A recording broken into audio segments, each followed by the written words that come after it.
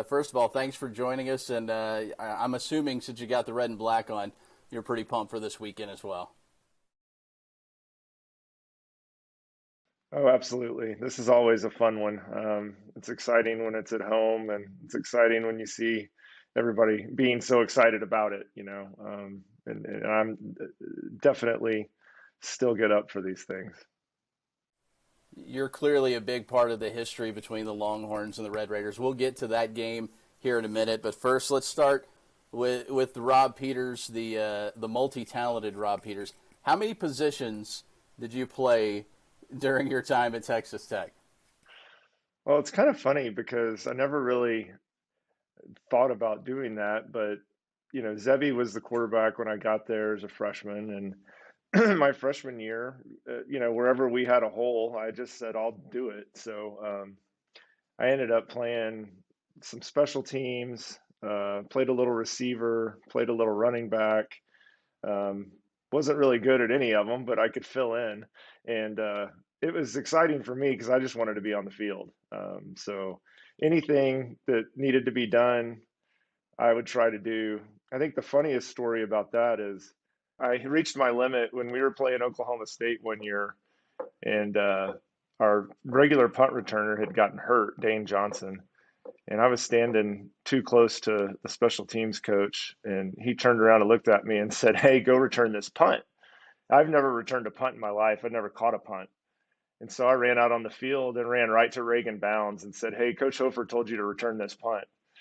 And so, and so he had done it before. He was good at it. And so he went back there and caught the punt. And I ran off the field thinking, man, that was a really, really bad idea. But so I tried to do a little bit of everything, but there were certain things that weren't going to happen. That kind of leads me into one of the. I was able to talk to one of your teammates leading up to the interview, and he basically told me that Rob was toughest, smartest player on the team. He was one of a handful on the team that was just different than the rest of us. Um, the smart part, obviously, there. You just pass that on to somebody else and let them look silly back there. Yeah, there's no doubt. I don't even know how it happened. It's a really strange one, but it's a fun one to tell now. But yeah, there was no chance I was going back there to catch a punt.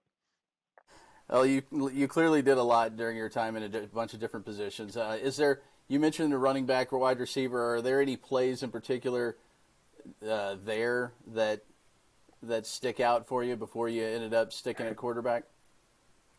Not really. I mean, I was more a fill-in. I wasn't a primary target in any of those spots. We had a few plays where I was in. I think I caught a couple passes my sophomore year, but it was nothing to write home about. There was a reason I didn't stick there. Well, one to write home about, I'm sure, was your first career start, probably for multiple reasons. Can you take us back to what game that was and how everything turned out in that one? Yeah, my first career start it was my junior year against UTEP, and the very first play of the game, I broke my right thumb.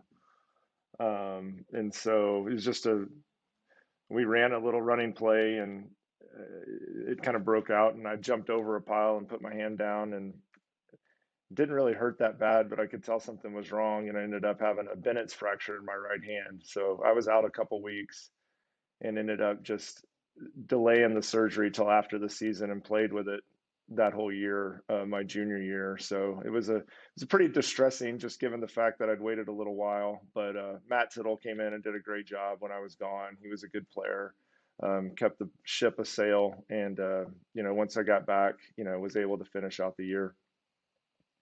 That was the '98 season that you That were. was the Okay, '98 okay. season. Yeah. Um, I was also told the Missouri game was one to bring up. Um, do you still have those teeth anywhere? Apparently. Yeah. No, it was a really that '98 season. We had a really good team. We won a lot of games, and the games we lost were all within one score. And so we had some really tough battles, really physical battles. The Big 12 at that time was a really physical conference, with Nebraska running the wishbone or the option. Missouri ran an option. They had a bunch of big guys. And in that game, I think I threw a touchdown to Kyle Alleman and got hit, and was laying on the ground, and one of my buddies came up, and I was spitting out the back of some of the teeth in the back of my mouth got chipped, knocked out, and so we spit out a couple teeth and got up and went along. It was nothing that required much, but it was a physical game for sure. Well, let's stay on that. So you that season you broke a finger, right? You You lost know, some teeth. Can, can you rattle off any other things the trainers had to deal with that season? well, one that's pretty interesting is against Colorado that year, I dislocated my SC joint, which is the same thing that Quinn Ewers is dealing with right now. And so, it was on the right side. So, broken thumb.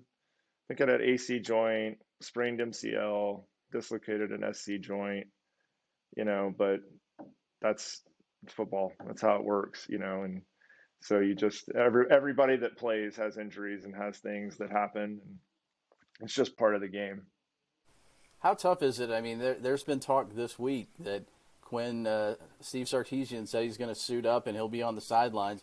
Wouldn't tip his hand, obviously, if he's going to play. How tough is it to go through that? I mean, we've seen quarterbacks throw the football, obviously, Yeah. and be in pain, but can you describe what it is? I mean, not just after one motion, but numerous motions. I would imagine that's got to be stressful. Yeah, it's pretty hard. Like, well, when it happened with me, it was 25 years ago or whatever, so I don't remember it that vividly. But, I got hit there, and I ended up finishing that game against Colorado, with it dislocated. I played the next week against A&M. So when I heard it was that, I figured he wouldn't be out all that long, given that, it's not. I mean, it's an injury, but it's probably not. I'm sure it's different for everyone, but you can definitely play through it. So it didn't surprise me at all to see that he was, coming up to Lubbock, and I would assume he'll probably play. Yeah, and a little different these days as well in the amount of times. How many times a game do you think you threw the football with Spike? Oh yeah, I think the most I ever threw was the Texas game, the '98 Texas game, and I think we threw just over 40, which was really high for us back then.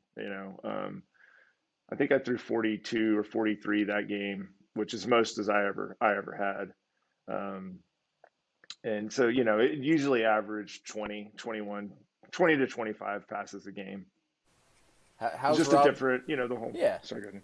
no. How's Rob Peters fit into this era of college football? Would you like to throw it all over the place like they do now? I mean, Donovan Smith throws it 40 times a game on a regular basis. Is that something that you kind of wish you would have been a part of? Well, of course. I mean, I always joke with Cliff that, I made him famous because our offense was so pass poor that they went in and hired a guy that didn't even play defense. Um, So yeah, it's been really interesting to watch, especially that I was done in '99, and they brought in Leach the next year, and that was kind of he was at the forefront of the spread offense, and so being able to watch what they've done, and then the rules of the game have changed so much that lends itself toward being able to do that, right? When we played the receivers that ran across the field got their head knocked off, right? And they've taken a lot of that out of the game, which is good. And so it's really enabled, spreading the field, letting those guys work in space because the defense, can't do much about it from a grabbing, holding, hitting perspective. And so it makes sense that the game's gone there. And yeah, of course, I always would have loved to have been a part of it, but it didn't happen. So I can just sit back and say I would have been really good in that offense and not have to have gone through it. So how much do you watch the game now? Is it every Saturday? Are you following the Red Raiders or college football in general? It's it's a sad obsession for me. I grew up in Texas. I grew up in Katy, and we played for a state championship in high school. We lost to Plano in my senior year, and then the coach at Katy is still my high school, or he was my high school football coach, and they've had great success. And so I'm a huge follower of high school football, college football. Um, I watch the pros, but my true love is college and high school. So I don't think I've missed a game in ever. I watch everyone, and I'm super invested, and I really get a lot of joy out of it. Really love it. Have you had a chance to come out here recently to watch a game, or is it all on television? Yeah, we usually make it up at least once a year. I've got two sons. They're both, one's a senior and one's a sophomore in high school, so they play Friday nights. And so it makes it difficult. Like I'd love to be out there right now, but and we looked at it, but we just can't get, they play Friday, don't finish till late. They've got to be up there Saturday to do film and training, that type of thing. And so it makes it difficult, but we usually make it back for once a year. We were out there in the spring. I've met Joey and the staff, and I'm really excited about who they are, what they bring, and the style that they're bringing to Lubbock. I think it's a great fit. Again, I'm a big believer in Texas high school football, and so his involvement there and in recruiting the state, I think, is a really, really smart move for Tech, and I'm super excited about the future. All right, in the most recent future here will be this Saturday against the Texas Longhorns, and I think we've made people wait long enough. Let's dive into that 1998 game against the Longhorns. Texas comes into town ranked in the top 20, I think 18th in the country. We know the Heisman winning running back in the backfield, Major Applewhite, I think, is the starting quarterback. Set the scene for that game. Obviously, we know the history of the two, and it's been a struggle at times to get wins against the Longhorns. What was it like going into that game at Jones Stadium that night? Yeah, it was later in the season, I think, and we started really well, and then we lost a couple of tough ones. um, Texas was kind of finding their groove. It was Mac Brown's first year. They had a ton of talent on that team. They had two big defensive tackles that played in the NFL for a long time, Fred Rogers and Casey Hampton. They had a good secondary. They had a lot of talent. Ricky Williams, of course, won the Heisman that year. And the setting was, it was a big game. It was a great crowd. Um, there's something different about walking down that tunnel at Jones Stadium at night. I mean, you can just kind of feel the buzz in the air. And it was one of those evenings. And, the game was kind of in the first half, it wasn't real, it was a little choppy. And then the second half, it just got crazy, especially in the fourth quarter. And we started throwing it around. They started throwing around. They were scoring. We were scoring. And, we ended up with the ball last and were able to drive it across the line and win the game, which was, for me, it was as good as it got. You mentioned it earlier when we were talking. This was like this was your career game at quarterback. I mean, it For didn't sure. get any better than this. Um, I don't know if you're one of those guys that can remember play by play. It's kind of funny sometimes when you like listen to like Graham Harrell. You'll ask him. It's the same thing with Lincoln Riley. You'll ask him, "Hey, what was this play?" And those guys just are you like that? Do you remember stuff I that remember a lot of vividly? it. Yeah. If you Well, can't do play by play, but as close as you can on that final drive for you guys that gave you the lead. yeah. Well, we got the ball back, and I think it was tied. Um, so it was 35-35. And we had pretty good momentum. We were able to move the ball on them in the second half. And we got it back, completed a couple passes, got the ball to midfield.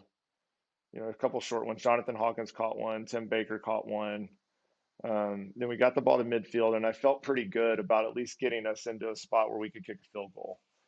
And then we fumbled a snap, which was, my fault. We were able to get it back, and so that got us behind a little bit. And then we ran on second down.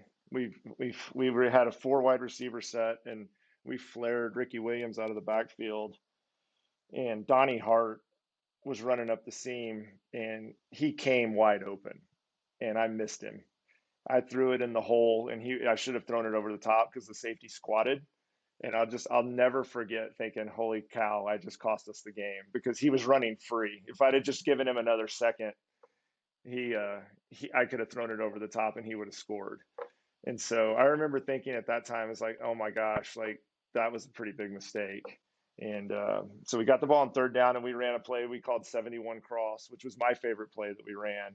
And a lot of times it opened up Donnie, who was such a great threat. And he and Kyle Alleman ran a little crossing route in the middle of the field, little mesh route that people still run today. And They had covered Donnie, and I stepped into the pocket, and Kyle had leaked behind the linebackers. And I remember seeing him, and I remember thinking, I got to get it over the linebackers to get it to him. So I threw it, and it was a little high. And Kyle went up and just made a fantastic catch. You know, he's a big guy, 6'4", 265-pound athletic guy. And I reached him about as far as he could reach. And he was able to come down with it. That got us down to the 3. And then we called a quarterback sneak. And I think Rick Dykes wanted me to move to the middle of the field just to get us in perfect range for the field goal. But there was a little hole in between the C gap and the 9 technique. And, you know, I saw it. And so I just was able to get in behind our right tackle and get in the end zone, and we scored. And, you know, it was the culmination of a really great evening, really great football game. It was a big win for us, big win at home, and something that I'll never forget. I posted the video earlier this week on social media, and believe it or not, a lot of people remember that, and they were all saying they were at that game as well. So you're certainly not. It's probably one of those things, you know, there were however many people in the stands, that many more people say they were there. Now, one thing you didn't Yeah. bring up, I don't know if this was on that last drive.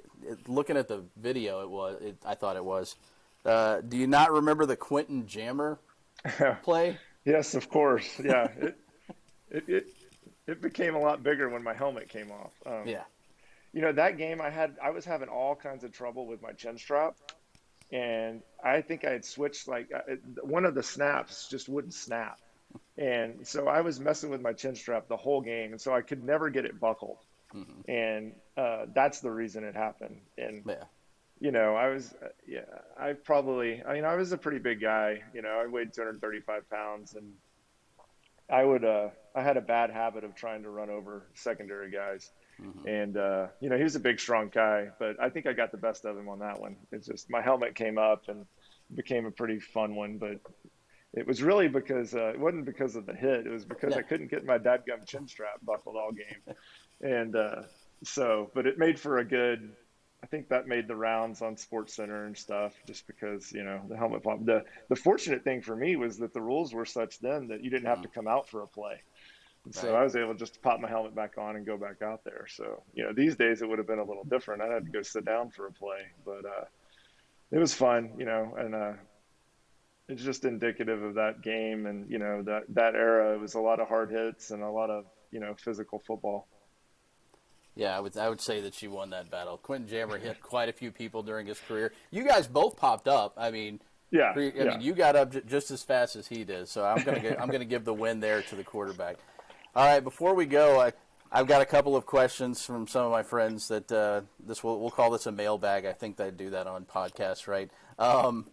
Well, go back to that game a little bit, and we mentioned Ricky Williams, the other Ricky Williams, as we like to call him here on the South Plains. What was it like going into that game being Ricky versus Ricky? I know nationally it'll always be the other one, but Sure. little Ricky was pretty solid during his career as well. You know, he was a great player. That was his freshman year, and he had come from Duncanville. And, you know, he wasn't just a hugely highly heralded recruit. But the first day he got there, he worked so hard and he was so strong and such an instinctive runner. I mean, he ended up having a great year that year. A really, really tough guy, really hard worker, and just one of those guys that you 100% trust with a football in his hands. And you know, it was unfortunate.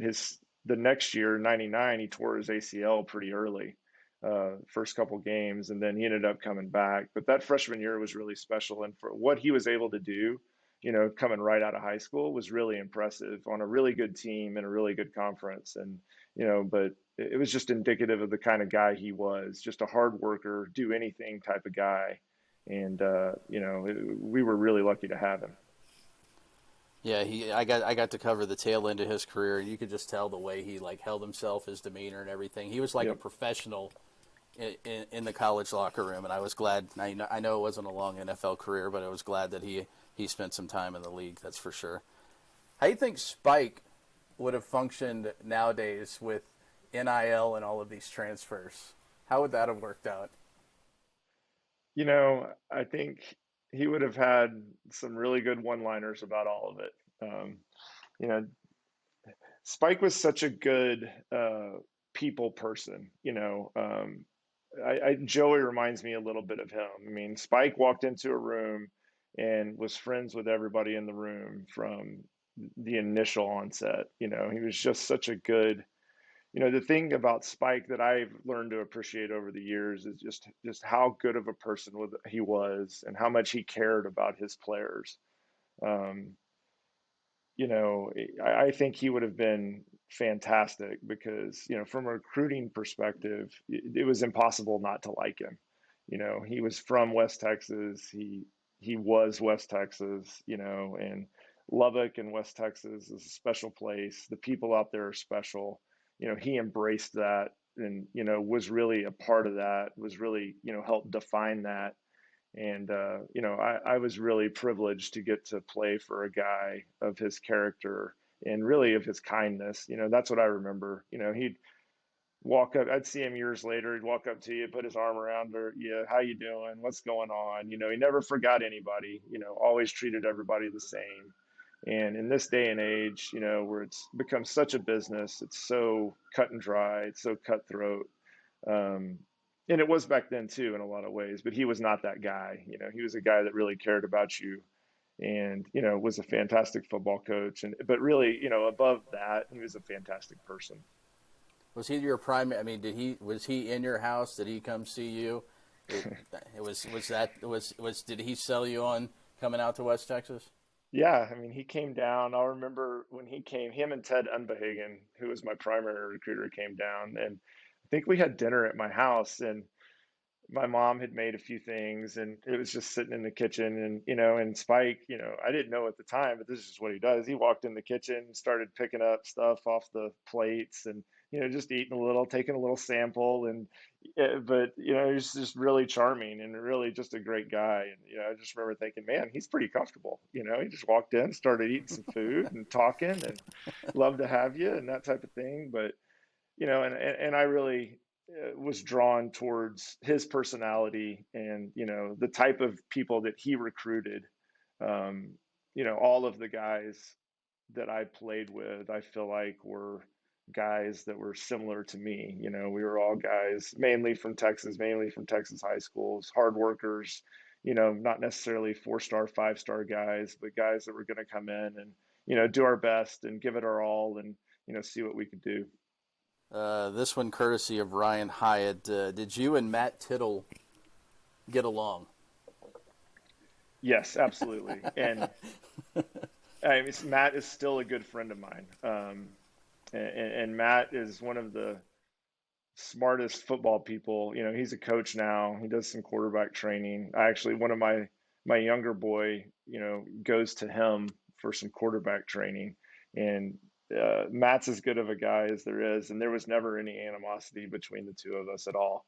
Um, which it just shows the kind of type of character of the people that were out there. It would have been easy to have that head knocking, given that we were pretty competitive for a couple of years, but it was never that way. I mean, it really wasn't. The Texas game is a good example.